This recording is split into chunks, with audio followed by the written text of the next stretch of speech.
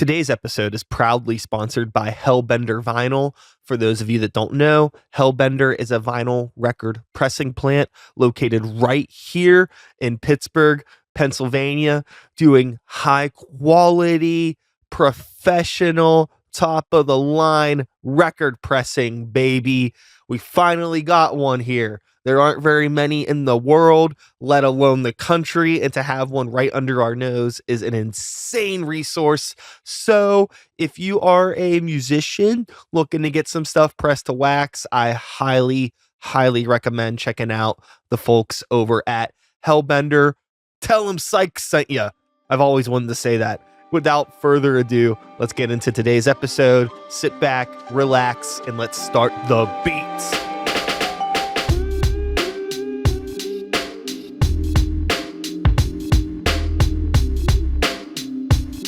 You do it all on here. Yeah.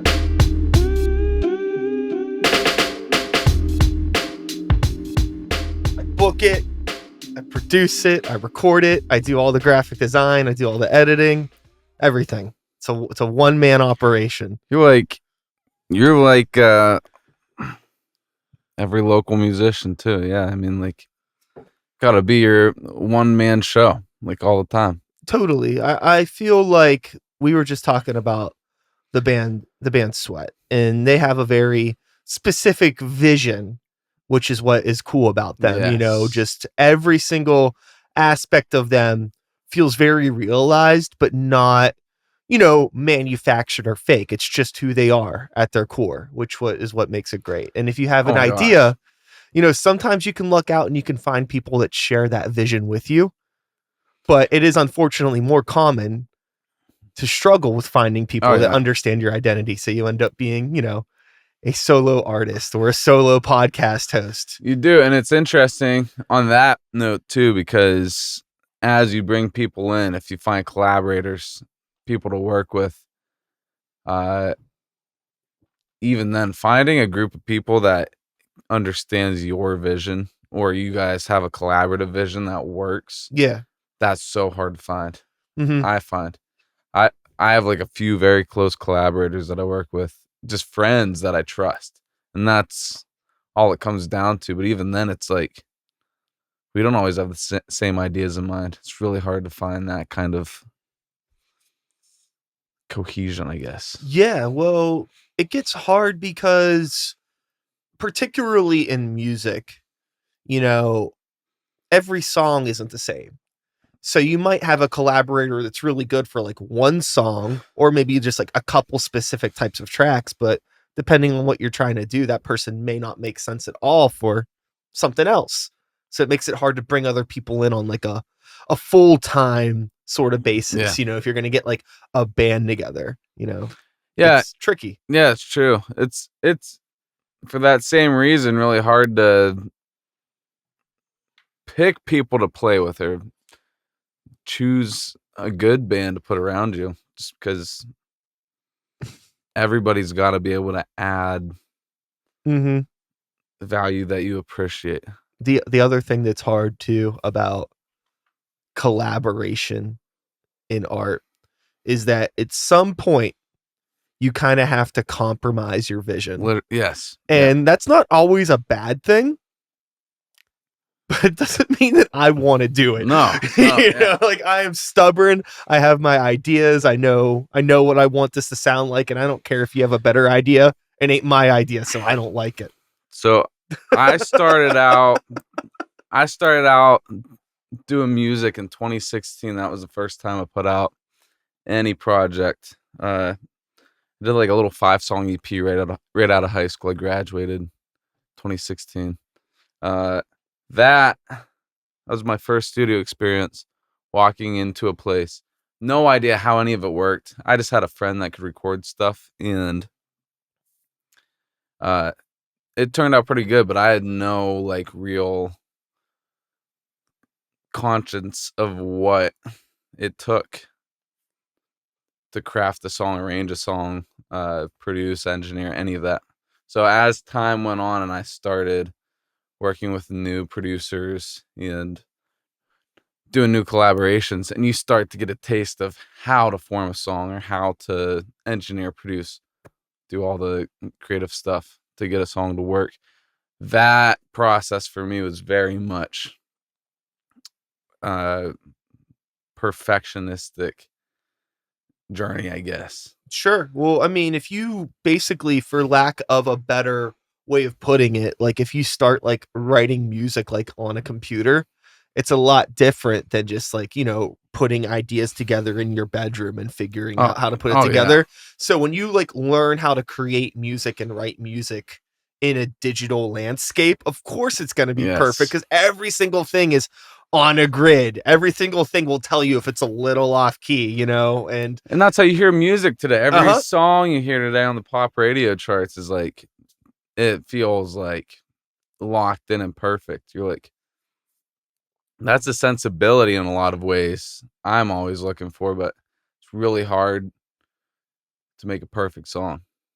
Probably Sure. probably because Well, you just can't. I mean, for me, I feel like so like, I've given your music a listen and it is very crispy, very well produced. I could tell there's a lot of thought that goes into every single little thing, which is why you're probably a lot more focused on singles rather than Yeah. albums is my Oh yeah. guess. Is Oh that like yeah. I just want to craft these perfect little pieces rather than have like a couple good songs and a bunch of filler. It seems like you're just after like I've the big always I've moments. always felt quality over quantity just Yeah, because I hated it growing up when you'd listen to albums, your favorite bands, and then you like them less after you're done listening to the album because 90% of it was just filler.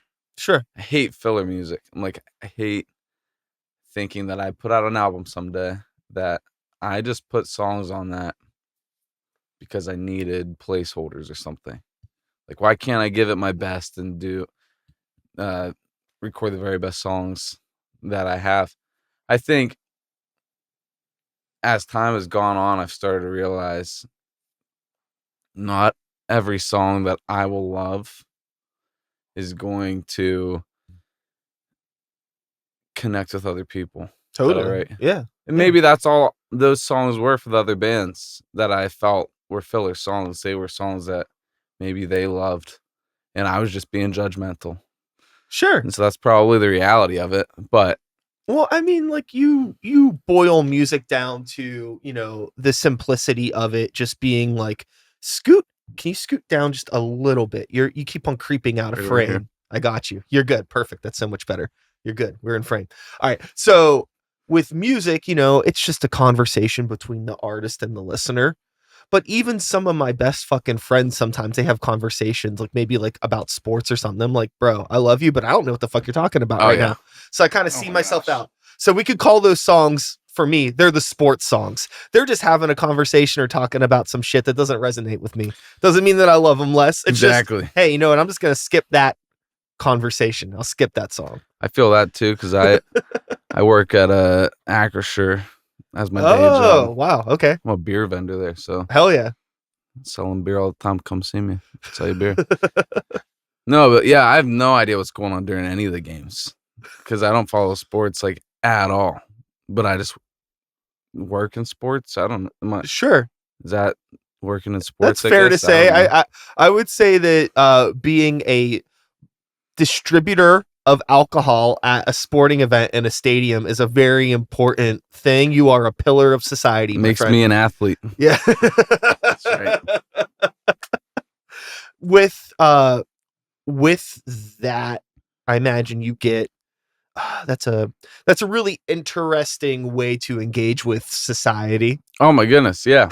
Oh, it it is, especially when I first started doing it. I likened it to the idea of being a musician just because when you are on stage, you're in front of a lot of people sometimes. It all depends on what it is, but I think it's a lot easier in that element to be in front of people just because you know what you're doing and you're about to do what you do as a musician.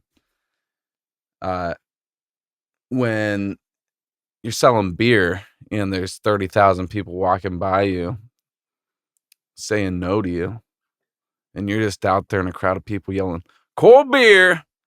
I mean, it feels like really intimidating when you first start off.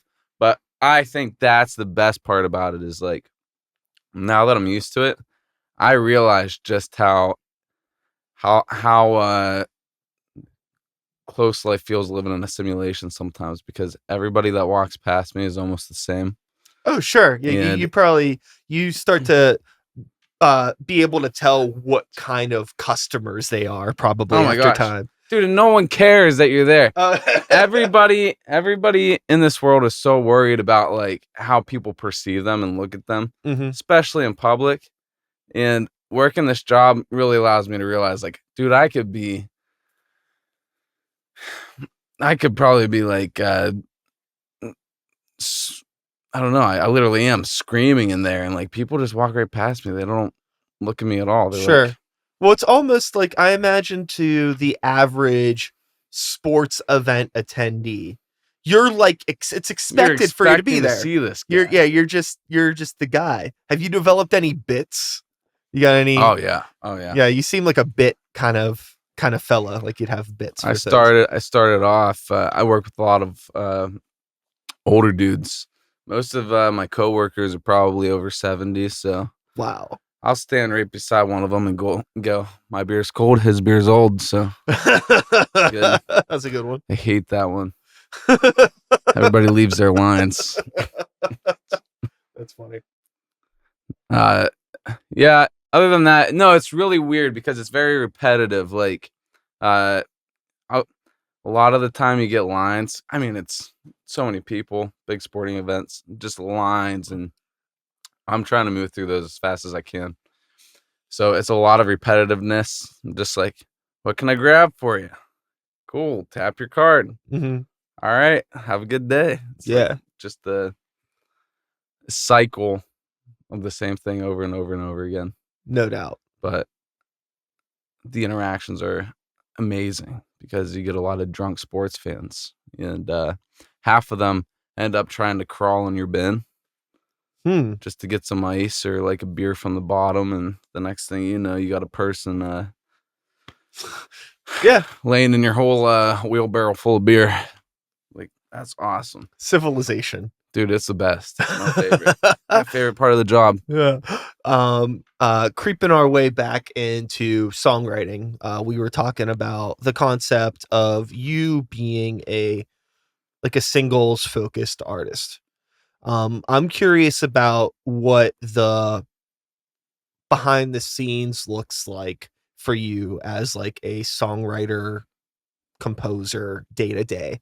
Like, do you find yourself like working on like a pool of a bunch of different songs and then gravitating towards whatever like works best? Or are you like, no, this is the idea and I'm going to work on this one idea until it's fucking finished? Yeah, I have the curse, and I think that's it right there. Yeah. I think they're both a curse for sure in a lot of ways. But Well, being an artist is a curse for sure. honestly, I really struggle with like deadlines and Mm, committing to stuff, just because, again, the whole perfectionist thing, trying to be like as good as I can. What I've learned over the course of probably the last 2 years, and a lot of it's been from watching Ben, the Cajon Concept. He freaking recorded, engineered, produced the whole album by himself within a year. And that's because I was talking to him one day and I'm like, bro, what if we just record like an album in a year or whatever? And he's like, oh yeah, I'll do that. And then he just did it. And I'm like, oh yeah, you did do that. I'm like, wow, okay, that's cool. But it went to show me, like, it taught us both a lot of lessons. The fact that he did that, I didn't even do it, but like watching him do it, like, as you move through your ideas, uh, it really allows you to give up the hold that you have on yeah. trying to keep things precious. Yeah. There's, another thing getting back to that conversation between the listener and the creator. I also am somebody who is really into hyper producing music and trying to Yes. make everything very tight and cohesive, but also you run a really big risk of ruining the human element that Yes. makes it relatable. 100%. And, I think that the thing that was cool with Ben and doing all that stuff so quick is I think that he had to kind of give up to some degree some Oh, of that like 100%. hyper perfection and sitting on things and overworking the dough, if you will, and just letting things kind of be where they were at that time, And which gave it more of a human relatable thing. It's like if you ever like try to have a conversation with somebody and like they're like speaking in this hyper specific perfect language, it's like I don't even like this is kind of weird. Like yes, just it's exactly that, because he has a song called Amicably. Uh, it's this like pop song, big bass riff in it. Uh, that was as he started to turn a new leaf and become a pop guy. At the same time, I was working on this song called Forgiveness, and since he's like that dude's my main dude. When I write a song, he's the first guy that hears it. So, uh, we were just kind of rubbing off on each other at that point. I wrote a song that had this big bass pop riff, and he's like, "Oh yeah, I'm gonna go write a song that has a big bass pop riff." And we massaged those songs for like a good. I freaking worked on Forgiveness for like 3 years, and he gave his song like 6 months, mhm. recorded it. And it's so interesting to see how those songs we spent forever working on, we don't even really care for anymore. We're just like, oh, I remember when we sat there and worked on those songs for literally like months and months and months and months.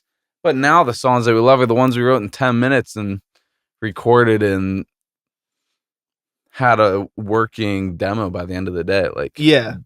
those are the magical moments somehow. Yeah, well that's the key word there I think is magic. And I think with art, a thing that makes it special is that magic. I think as a fellow artist, composer, musician, dork, nerd, loser, idiot guy, right? All these fellers.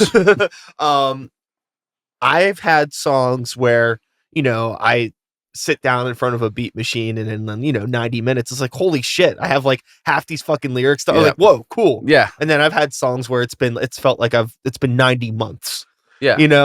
And the my reason why I gosh. end up falling out of love with those songs is because like somebody else might hear that song and be like, oh, this is a good song. But for me, I know that I've worked on it and massaged it so much that it doesn't even feel real or authentic anymore. It gets to a place where you're just like, I don't even know why I like this in the first place. Yeah. You start sitting there questioning everything you believe for a minute. You're like, this But it's isn't even good it's anymore. like, that like for me, it's just like I know this isn't real. It's like a metaphorical Instagram filter to some degree. Honestly. It's like I've done so much to make this something that it just isn't, that it doesn't even feel like myself anymore. You honestly lose the charm of that initial idea. Yeah. And I think that's why when you hear people talk about the recording process, people that are very successful with it, they say stuff like, oh yeah, workflow is important, moving quick's important, being able to commit to decisions is important, because they are smart enough to realize the most important thing is that in that initial demo idea, you get as much of the meat and bones on that song that you can before you go and spend months and months and months working your way through a skeleton of an idea, and then it gets nowhere. Yeah. For me, I'm a really big believer in the concept of like your first idea is your best idea. Yes. And you really have to trust yourself as an artist. If you're going to be like putting out into the world, you should trust yourself. But it's hard to have that confidence as well. You don't want to have too much confidence. I trust people that are self-conscious way more than people that are overconfident. Oh yeah. But but still, it's just like your first idea, I feel, is your best idea. And also, having the capability to just let something go if it's not working. Because sometimes it just ain't working. Oh my gosh. Dude, I have thousands of demos that just like half a chorus, half a finished song to that point exactly, because I've sat there and made an idea and I'm like, yeah, I got nothing left on that one. I guess I'm moving on. Or written a verse 4 times and I'm like, man, this thing was cool at the start and now it's not anymore. Exactly that. So that's how I ultimately end up just being a singles guy, I guess, because I've written so many songs. I've written a lot of songs that are finished, but I have the curse of never feeling completely confident in the things I write until for some reason, like years down the road. And then after a couple years go by, I'm like, man, that song I wrote back in 2019, that's a good song. I got to put that out. And now it's like almost 2025. Yeah, because I had noticed there was a little bit of a gap in your Spotify resume. Yes. On releases. Yeah. So what's the scooper duper there? That goes into a lot more of a. I mean, there was a couple things that happened in between 2019 and 2024 for sure. My life was crazy. I had a lot of wild stuff go on for myself in my family life, and that held me up for a while on top of COVID. Yeah. And through that process, it kind of started in 2020. My last consistent release was like the end of 2019. I ended up actually getting cast to do the voice. Oh. Which was a really weird experience for me. Okay. Because I was not really one of those dudes, like, sure. I'm like, I'm an artist. I don't really feel like being on a talent show, but they emailed me, wanted me to come do tryouts, and I made it through to like the chair turn part. And got to sing for Blake Shelton. Wow. Like Nick Jonas and John Legend. How was that experience? It was nerve-wracking, honestly. I'm like the type of guy, like, especially back in 2019, where I would just like, yeah, I'm too cool for this, man. Like, I don't care about the voice. I don't care about any of these people out here. And I remember the night before I did the chair turn thing, I was out there for about a month, getting like free vocal lessons. They were like training us, doing like all the wardrobe and that's cool. Hair. Seems like a learning experience. It was cool. It was really interesting to see how Hollywood operates. Because they did all these like BTS, like, when you're watching any NBC show and they have like the sad lady looking off to the left and they have like that B-side cut that they just roll in. We did all those videos. Yeah. So a crash course in content creation. Yeah. I got to be in like I think it was like the Beverly Hills housewives like homes that were, I don't know what that show is, but you know what I'm saying. Yeah, I don't know what it is either, but it makes sense. I was in some of the houses because they have those built on like a set, like in Studio City. Yeah. So they like filmed us in those houses, just like being like moody and like looking off into the distance. Yeah, being artists. Yeah. So I'm like, we did all that stuff, all the walk-ins, whatever. So that was like probably the most interesting part of the process, was all that like B-side content. We did the audition day, like the big one where the chairs turn and everything. The night before, I called Ben and I'm like, bro, I'm so nervous. And he was like, you're a loser. And I'm like, all right, you're right. And freaking, we got in there the next day, and no, he's actually really encouraging to me. He's a good dude. I think he said something to me along the lines of, remember how a month ago you didn't care what happened? And it's literally just a talent show. That's what you said. So like, just get on there and do your thing. What's the worst that can happen? You end up back here. Yeah. And that was the worst thing that happened. Yeah. So we did the chair turn thing. I didn't get any chair turns.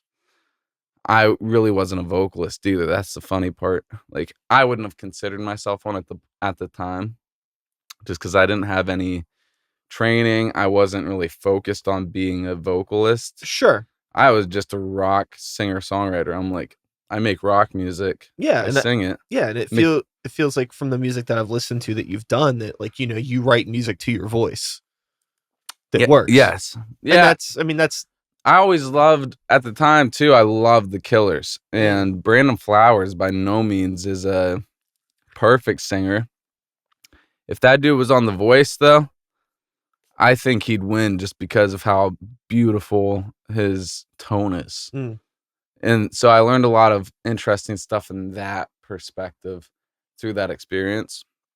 I didn't get a chair turn, but John Legend said, "Hey, man, I can tell that you don't belong here. Like, you have something else that you should be doing right now. I think you're an artist and you need to go do that." Huh. And I was like, that's awesome, because it felt validating in the sense of, this doesn't feel like my corner, yeah. but songwriting, being a true artist is what got me into this in the first place. Sure. There's definitely a world of people where the voice works. There was another Pittsburgh person that was either on The Voice or maybe it was America's Got Talent. There's been a couple. And yeah, like I know some of those people were definitely more like, I feel like, I don't mean this in like a negative way. They're more like plop them into any scenario, like have them sing a song and they'll Yes. sing the fuck out of Oh that my song, gosh. and that's just not for everybody. That's like some like a classically trained musician where it's like, oh, like if you put sheet music in front of them, they can maybe play like something really, really fucking good, or like a guitar player that can play the fuck out of some crazy solo. But it's like, okay, we'll just write a simple song. Honestly. And people were like, well, I don't know how to do Like, that. I can't do It's that. a completely different skill set, Yeah, it really is. And songwriting, honestly, is a thing I think anybody could do. But I think the other side of songwriting is that you just have to be willing to let whatever comes out come out. And that's the hard part. That's honestly the hard part, in my opinion. Sure. Because the thing that I've struggled with over all of my years as a person trying to make music in the world is realizing that sometimes what I think is in here is not what ends up coming out, and Yes. being able to accept that reality, like, oh, like, maybe I'm not as intense at something or as good at something, or doesn't have the right thing that was in my head. It never sounds exactly how I think it's going to. Yes. But Yes. that's still cool. It's just, there's another force out there in the world that, is making it be what it is. And also too, it's like that. If you ever hear yourself talk or sing, you're like, your voice never sounds right Yeah. to you. I feel like that about like anything that comes out of me creatively. Yeah. It never seems right. It's funny because as it's coming out and as you hear it, it feels profound. Or when you're on the other side of your speaking voice, just speaking, you think it sounds pretty good. And it's not until you hear it back that you're like, oh, that's weird. That's Yeah. weird. Even the creative ideas, the songs, all of that stuff. 2019, as I was getting ready for The Voice, I spent the majority of that year with this vendetta to write a hit song. So my thought when the year started was like, oh yeah, dude, I'm 21 this year. Brandon Flowers wrote Mr. Brightside at 21. I got to write my Mr. Brightside. That's what I got to spend the year doing.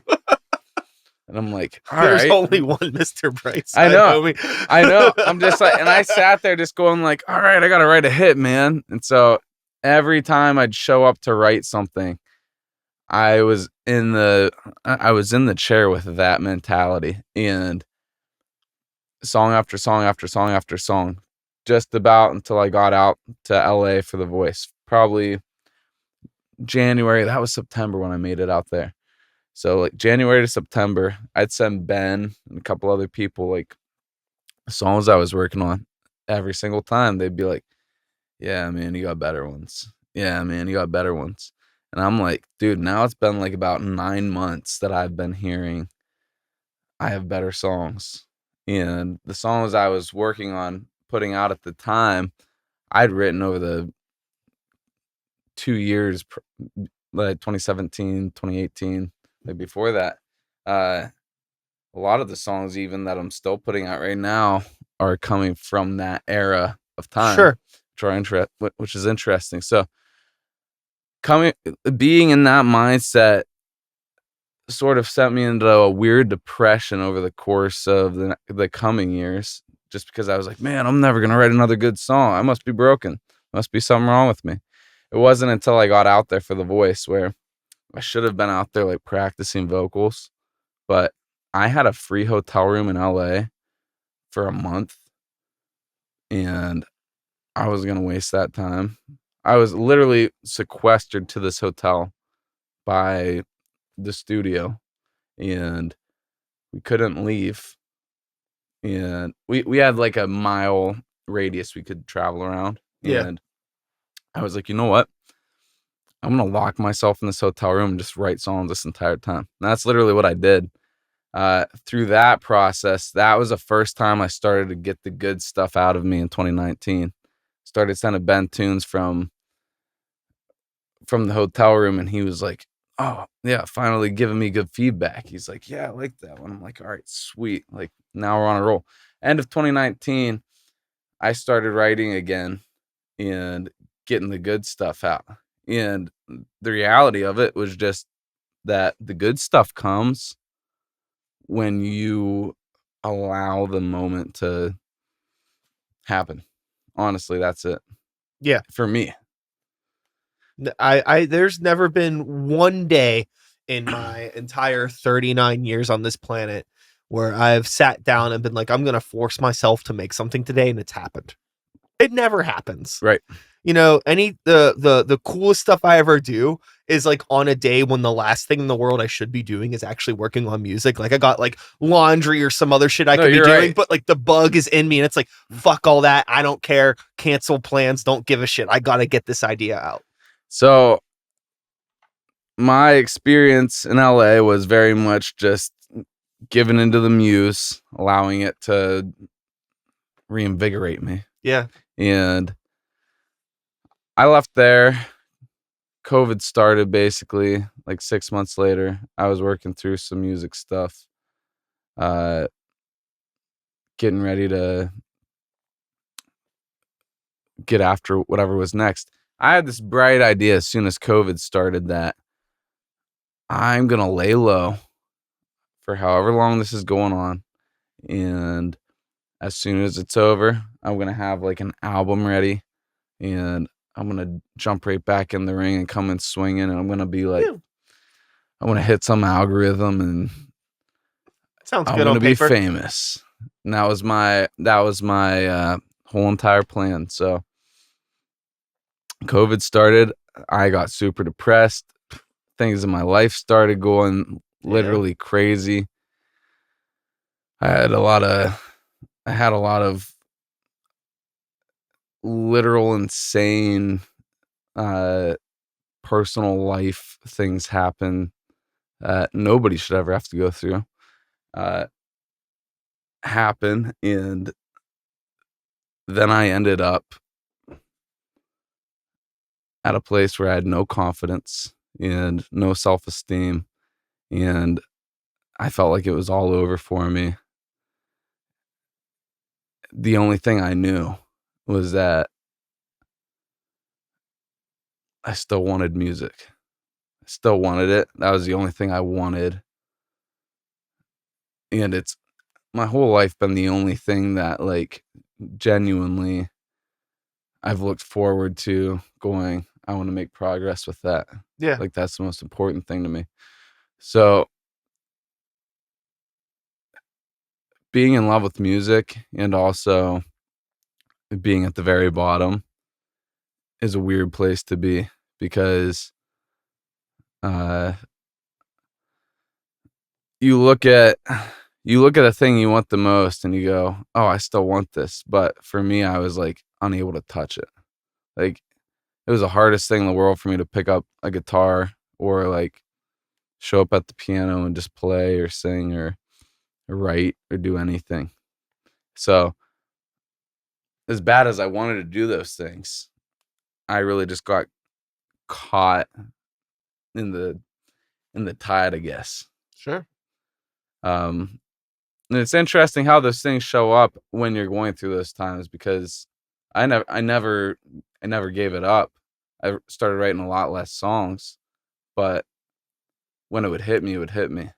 And you still have those moments. So it's really cool to look back now through what ended up being 3-4 years of just feeling lost and depressed and unable to move forward just because the punch just kept coming. Uh,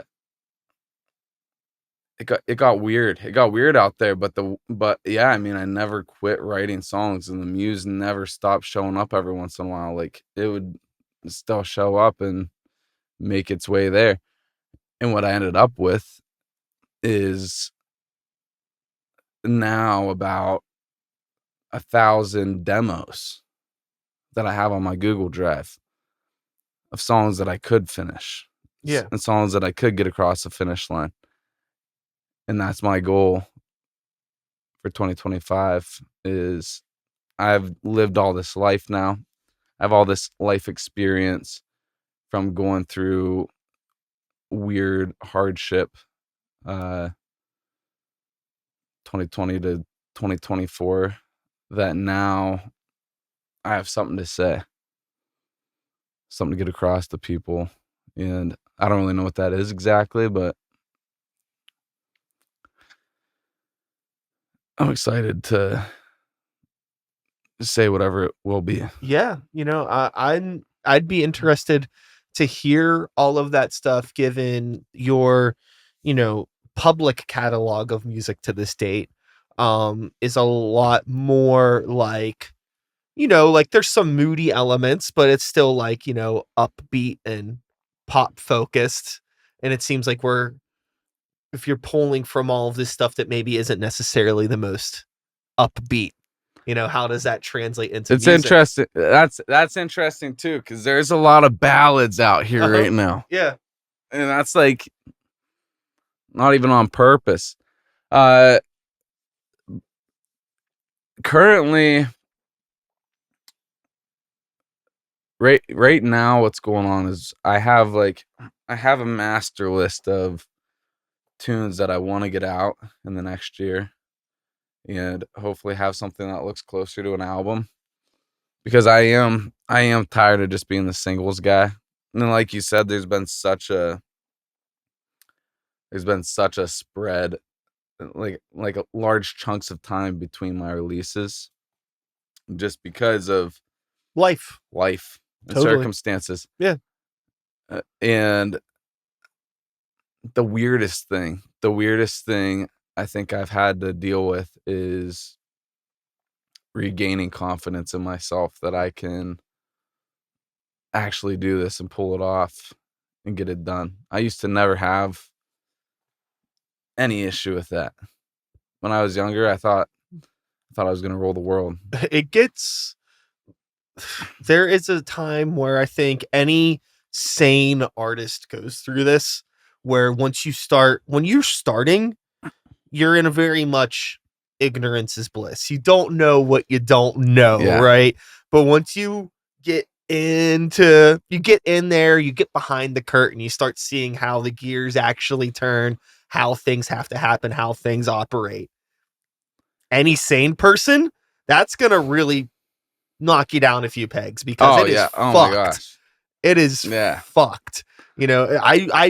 I miss the days so much when I was like 18, 19 years old, just making music in a living room and just like playing it for my friends, playing a show to 20 people and being happy. I was on the top of the fucking world. Now I could have like 1,000 fucking people shake my hand, say good job, and I'll be like, it's still not good enough. I was literally just talking to my drummer about that the other day. That's interesting too. I grew up playing drums, and I grew up in the church and played drums, did worship leading. That'll make you a good drummer. Which was interesting. Yeah, Your I boy's was got like, chops. I started when I was like 8 and did that till the past couple of years. And yeah, it's interesting because like I grew up in a really small town. The people there, there's a lot of people there that, I grew up hearing people say, "Don't forget me when you're famous." And Yeah, sure. like whatever, people telling me I was good at what I did, and so it gave me a big head about it, probably at a young age. And my drummer, he had a similar experience. I was talking to him. I'm like, "Do you think there's anything to this idea that I thought I was destined for something like fame as a child?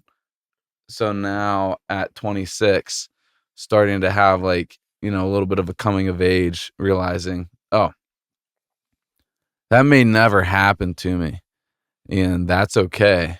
But it's really weird now because when I play a show where there's 2,000 people in the crowd and it seems really cool, it just doesn't feel as rewarding as it did maybe 5 years ago when I thought like I was destined for this. Yeah. I mean, like when I turned 25, it was probably like the biggest crisis in my life as an artist. Easily. You Easily, dude. turn into an adult that year is what I think. I felt like I was like, nothing's happened. And then, I mean, at that point, like, when I was like 19, 20, 21, I was really doing like solo hip hop. That was like my main focus at that time. And it's like, by the time I was 25, like I had played like multiple shows with Wiz Khalifa, played with Mac Miller, done all this stuff, you know what I mean? But I mean, at the time, like they weren't even at the level where they would become. Like they were big, but it wasn't like what had happened, right? But like it was just like it didn't happen for me for whatever reason, and then like I get sucked up and doing all this other stuff. Life happens, things are crazy, got to move out, all this other shit outside of my art. And when I was 25, I was like, bro, like it's like I'm cooked. That's how I felt. It feels, yeah. But now, that was for me, that was 14 years ago now at this point. And like honestly, like it wouldn't have been until like I was like closer to 30. I ended up starting this podcast. I started meeting a lot more people, connecting more with the community, and then realizing like, oh, like I'm just like, there's a whole nother level to this shit that I didn't even realize could be there. This is a really interesting topic to me just because I feel like in a lot of ways this is where I am today. Almost in a way I don't think people really know. Like I don't really talk about this to people, so it's weird because it's like that's probably the biggest struggle to me is all the people that used to say, do it while you're young, and they had that little bit of wisdom right there to be able to say it because they probably had a dream at some point. They probably had something they wanted to chase and either lost their opportunity, chased it, or gave it up. And those are really your three options, I guess. Yeah. But like there just isn't like an expiration date. You know what I mean? Like the craziest shit in my like life, my opportunities, careers and stuff like that shit didn't even honestly unlock until like maybe 4 years ago. I was like 35.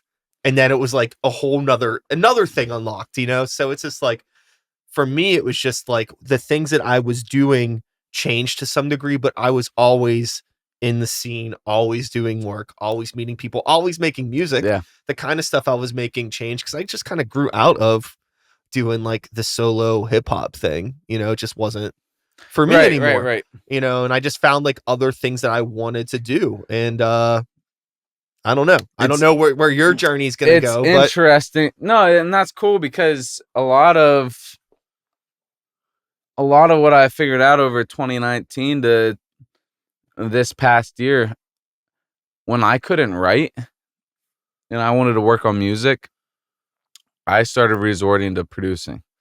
So I started working with friends and trying to help other people I knew finish their songs, do stuff like that, which became like a different passion for me because now I'm on the other side of it. I'm like, sometimes, and I don't know if I'm crazy, maybe you've experienced this, but when you've heard someone else's song, it's not finished. It almost feels like you have a different ear into the music where you oh can yeah, go, I know what you got to do there. I I am know what you should do there. I am notoriously a fucking menace when it comes to people showing me shit. I always have an idea. Yeah. You're like, An uninvited guest. It's like you're anytime like, I somebody didn't ask, man, but people will fucking like be like, yo, I got something that you want to check out. Like, can you check out this song? And I'll be like, all right, there's two things. Do you want me to listen to this and just say like good or not? Do you just want a pat on the back, or do you want me to actually listen to this and give you yeah, feedback? yeah. There's two different things. I'm fine if you're just looking for like a little boost of self-esteem. That's cool. I get it. I've been there too. Just tell me good job so I could go on my day. But if you want it, like I will, That's I love producing stuff. I love working with other people. And over the course of time, I think that was what has like made me become like so much of a better, not only like listener of music and understanding music, but like bringing things into when I create stuff. It's just like working with other people. It just like opens your brain and makes you appreciate shit so much yeah. more. Yeah, yeah. It's true. It's interesting how when you like let up the guard, or when you don't have your guard up on an idea because it's somebody else's, how your well is able to flow and you're just able to be like, yeah, I got Yeah. this and this for you that I think could make that thing a banger, bro. Uh-huh. My favorite too is like you said, you're like, people either want like encouragement from you, or they actually want to know what you can do to be better. That was like a lesson I didn't learn until recently because I very much grew up giving all my ideas to people. Like, this is what you should do. This is what you should do. You know, it's You don't realize every once in a while someone just wants to hear that they did an okay job on something, and that's all the more you gotta say. well, I mean, that's something that I've honestly learned just from trying to maintain healthy relationships with people outside of music. You know, like romantic partners and Right. things like that. It's the same thing. And there is something that is kind of romantic in a way about collaborating with somebody on a music. Right. The romance of creativity, if you want to get all you know, mushy Have about it. you- But it is there. Have you been in a co-write before, like a planned co-write, that show up with somebody and you're like, okay, our goal today is just to write a song? Do you feel in those situations like you ever find yourself uh in tension fighting over an idea? Oh, like power dynamics and stuff Yes. like that. Yes. For sure, for sure. I've been in that position. I think when I was um younger, and not even necessarily in terms of age, but just like coming into like learning how to collaborate and work with other people. Because when I started making music, like I said, solo hip hop artist, I was self-producing all my stuff. And it wasn't until sometime later I started working with other people. And the issue for me was I had my way set in stone about Yes. Yes. how I you know, how I record drums, how I do synth stuff, how I like to layer vocals, how I like to structure things, Yes. you know, because I was coming from a rock music background. So when I'm working with people to be like, oh, this song's changing too much, I'm like, it's a song. There should be like an intro, a verse, a chorus, a pre-chorus, a bridge, you know, like, Yeah. but people were just like, nah, it's too much. I just want like a 16 bar loop and that's it. And like, you know, battling that sort of stuff. Yes. Right. But I think that with time, I've really learned how to just like listen to other people. And again, like I said, your first idea is your best idea.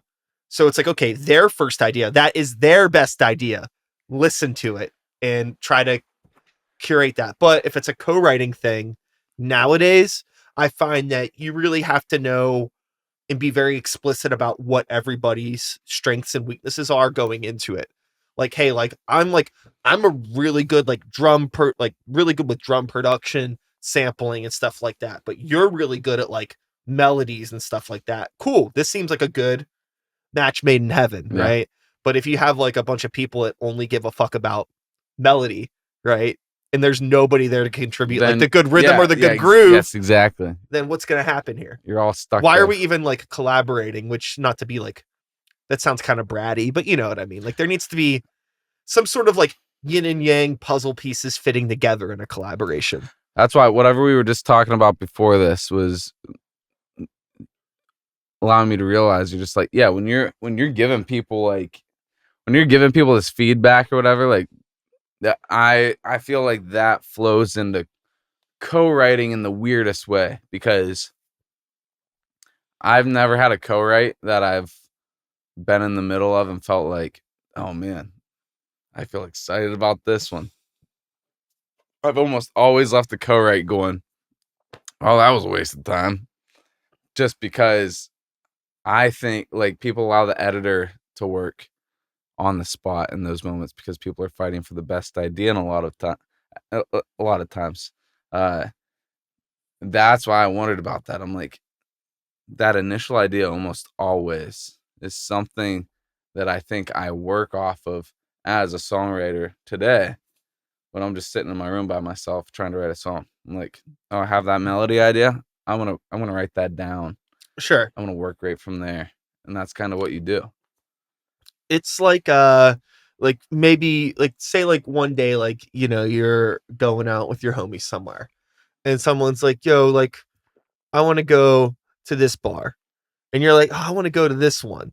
And then everybody talks you into going to the other bar. And like, I mean, you're fine, whatever. You're with the homies, but you really wish you would have just went to the other bar because that was your idea. I mean, that's what like songwriting is like. Honestly, you know, it's so hard to drop that selfishness. It's interesting. It would be really interesting to consider, like, I'd love to do a co-write with somebody where we walk in from the very start and we go, every idea is a good idea.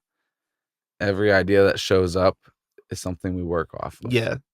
I think just to see what would happen. So, you know, I play in a band called Grey Walker, and to keep it as simple as possible, it's a heavy metal band, right? You know, 2 guitar players, bass player, drum player, and then me just yelling shit, right? That's it.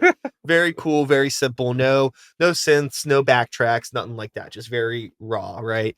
But when we're like writing stuff, it could be really interesting because everybody's really talented at what they do. And everybody has different ideas. And for us, it's always like, let's just fucking try it. Throw a phone in the middle of the room. Let's listen. We'll record the 3 different ways, right? Upload it to our little group chat later. And then everybody just sit on it for a week. And then, you know, listen to all the ideas. And then we come back next week and like, what idea stuck around the most? What did we like the most? Just giving it that space. Yeah. So everybody has an opportunity to check out stuff. And also like not making decisions on the moment is huge for me. I feel like I have like a really big, like, I can't work on the same song every day. It's impossible for me. You know, I need to just like close something, take time step away from it, engage with other things, and then open it back up. And I'm either like, oh, like, damn, this is like cooler than I thought it was. Or I'm like, what the fuck was I thinking?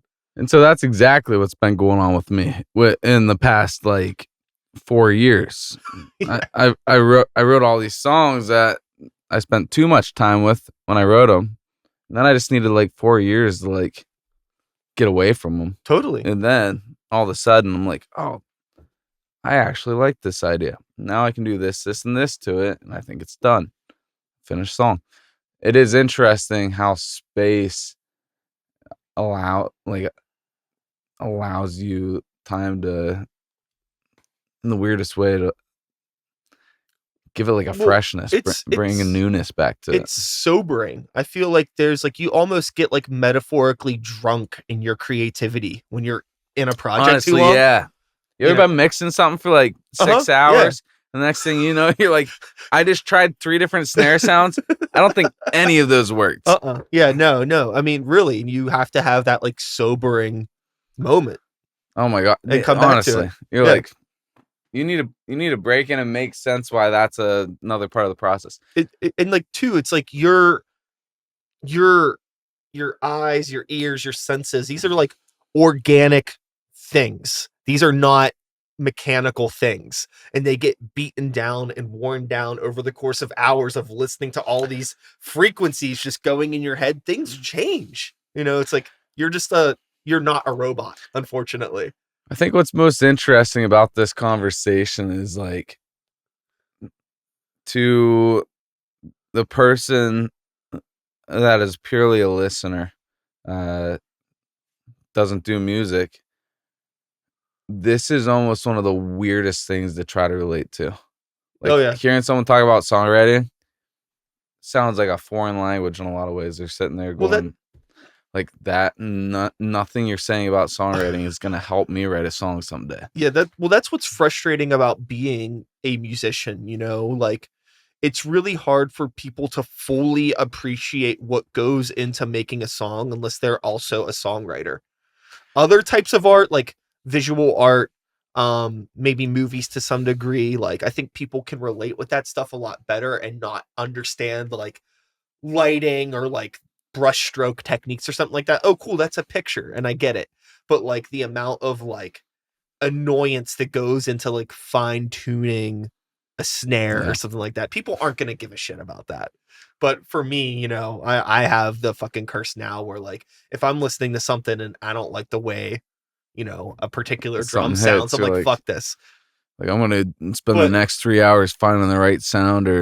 But that's what makes it. Yeah, but that's like a really, really frustrating thing. Is because like a lot of people will be like, "Why is it taking so long to put out something?" My girlfriend, like almost on it. Anytime I'm like, "Hey, I'm gonna go write a song or work on this idea," and 8 hours later, I come back and she's like, "So what do you have?" I'm like, "This is it. It's a vocal and a guitar." And she's like, "That's it? That's all you did?" There's just like a very, I don't want to say it's like a lack of appreciation, but it's definitely a lack of understanding. Yeah, and I get it. Part of me is like, I agree with you. I should have more. Dude, being in the environment of work, of working on things, what feels like an hour is really 5 hours a lot of the time. You're like, I can't tell you the amount of times I'll sit down and just work on an idea and I lose track of time, honestly, just because when you go into the zone, you hop right in there. That's a black hole, baby. That's the good stuff. Yeah, that's honestly, where you want to be. Yeah, that's my favorite. That's why it's like those days when life, you're actually living in the moment. Yeah, I think that's probably the biggest joy of being able to record music or write a song or work on music, is that it literally forces you to just sit in the moment. And that might be the only time in my life I really get the opportunity to do that. I don't know. Sure. I can relate with that. I find that my life is so go. I always do way too much stuff in a day. Like I'm recording 3 podcasts today and trying to go to 2 shows after that. That's crazy. It's a fucking Sunday. What the hell's wrong with me? Means I'm gonna have to get out of here soon. Oh yeah, we're wrapping up soon. We just hit an hour recording. Oh, that was it? Yeah. Thank goodness. I'm like, yeah, we just hit our hour. That's great. I was excited. I was most excited because I'm like, I talk too much, and I knew I was probably gonna end up going down some rabbit holes. I feel like we had a very balanced conversation. It was interesting how things started wrapping back into themselves somehow. It's like, we take a little jog over there, make it back in. I may be very casual, but I'm a professional. You are. You're I know like what I'm doing here. You're like the Joe Rogan of the Pittsburgh music scene. I mean, maybe you don't want to be that guy. Some people may like or dislike that comment. I'm just happy to be acknowledged. It's true. You're very good at what you do. Well, thank you. I appreciate that. I noticed that as I was driving in because I watched a good handful of the podcasts, and right off the bat, I'm like, man, yeah, dude, you got a good thing going in this room right now. Well, thank you. I love it. It's very sweet. Yeah. Well, it's been an honor to meet you. It was great to chat with you. Yeah. I wish we could chat more. We probably will chat more. We'll stop recording and we'll bullshit for a bit. Yeah, there's a reality. We're just here vibing. But as far as our time with the internet, we're done. You have anything you want to let the people of the internet know before we push stop on this? It's over. I hope you have a great day.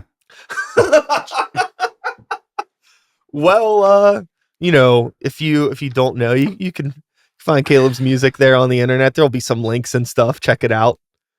And with all of that being said, do you have any live events or anything you want to plug?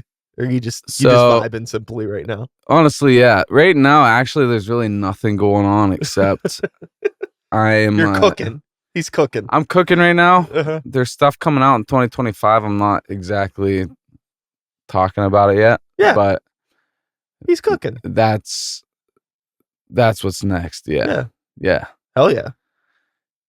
I really just wanted to show up and do a podcast with Brian. Yes. That was what it was all about. Well, with that being said, that is all, folks. Thanks so much for being here. One more time, Caleb. Kopta. I was going to ask if it was Kopta or Kopta. It's confusing because everybody says Kopta, but I wanted to ask that at the beginning of the conversation and got distracted. I'll take it either way. It doesn't matter to me. Yeah. Just don't get the first name wrong. Yeah. It's all that matters to me. Fair enough. Well, with all of that being said, I'll be back again next week with another episode. Same time, same place, same channel. You know the drill. My name is Brian Sykes House. Start the Beat is the podcast. 2024 is the year. And until next time, take care of yourselves. Take care of the people around you. Peace out. We did it. That was a podcast. Oh my gosh, where are we at? There we are. Woo! Yeah, baby. Yeah.